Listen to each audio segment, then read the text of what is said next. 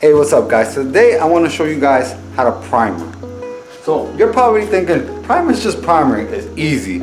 Technically, yes, priming is easy. But what you have to consider when you're priming is, depending on the magnitude, the size of how much body filler and how much body work has gotten done to the panel, you want to make sure that you're looking at what you're priming while you're priming it. That way, if there's any imperfections or any pinholes or anything that just stands out at you while you're priming, you know whether to focus on those areas when you're getting ready to prep the car. So yes, technically priming is just priming, but if you do see that the bodywork doesn't look that good while you're priming it, you know to put a couple of extra coats while priming. So technically, a normal amount of primer is 4 coats, right? But if you have a big panel full of bodywork, you probably want to put between 6 to 7 coats to give you room to block out properly whatever it is that you're working on. Because if you don't put enough primer when you have to block it and it has a lot of body work, what's gonna happen is that you're not gonna have enough room to block it. And when you start blocking it, well, you're gonna run out of primer. It's gonna go back to the body filler and then you have to reprimer again.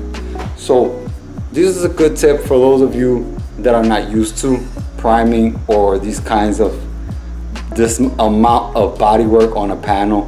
But yes, priming is crucial. You keep an eye on things while you're priming and you know where to focus your energy on when starting to block out the panel. That's one of the things that you have to learn before you start to get a car ready for paint. The better you primer it, the smoother you primer it, the better it is for you and the easier it's gonna be for you later when you're getting the car ready for paint. All right? Another thing that I want to tell you is that you don't want a primer with a paint gun. You want a primer with a primer gun. Now the kind of gun I use is a Sata. So this is a Sata Jet 100 BF HVLP gun. This has a 1.7 tip. What that means is that the amount of fluid that comes out of this tip is a good enough amount of fluid so it can fill in any scratches that are left from the body filler. Because let's be honest, some body men just don't care. They'll finish the body work with 80, 120. And technically body men are supposed to finish body work with 180 and feather with 320. For the painter can then take it to the next step and then 400 it and primer. So that's another thing to consider when priming. Have a very good primer gun. This is very helpful. All right, let's get the priming.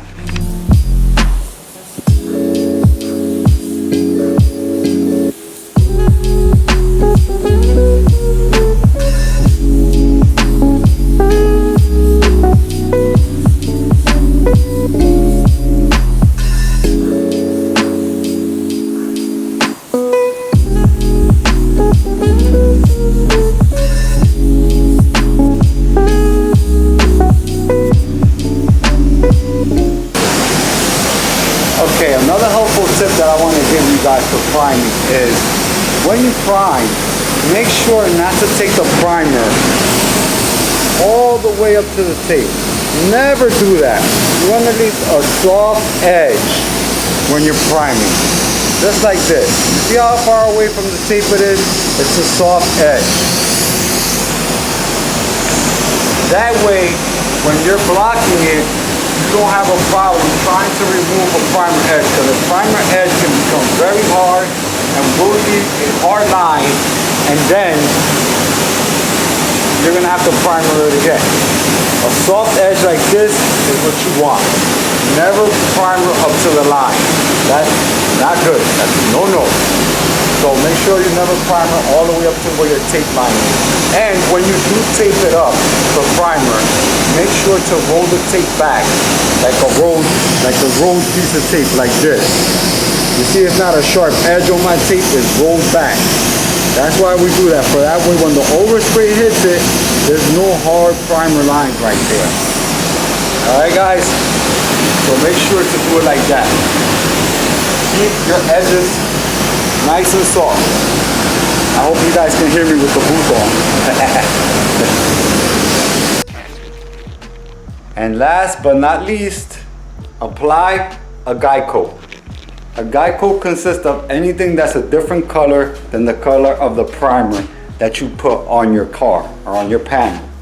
Here I have some can edging primer. It's like a white color or very, very light colored gray.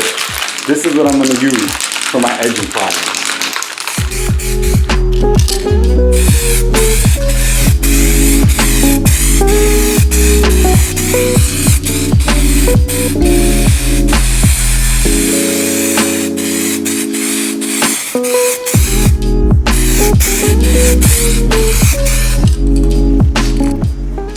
And so what the edging primer allows you to do is, while this is drying, any imperfection, any deep scratches, and any pinholes will come up while it's drying with that edging primer, because it settles in with the primer. And then when you start blocking it, you're gonna see any imperfections, heavy or deep scratches, or pinholes. And basically that's it, guys. So if you like this video and it was helpful, please hit that like button, subscribe if you haven't already, and hit the notification bell so that you can be notified every time I post a new video. And if there's anything that I can help you with, or anything you want to know about paint work or body work, or anything that has to do with paint shops and body shops, hit me up in the comment section below and I'll do my best to answer them or even make a video about it. So I'll see you guys in the next one. Peace. Bye.